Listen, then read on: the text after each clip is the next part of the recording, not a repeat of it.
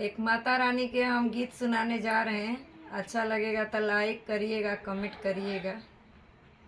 जलवा लेके खड़ी, फूलवा लेके खड़ी, जलवा लेके खड़ी, फूलवा लेके खड़ी।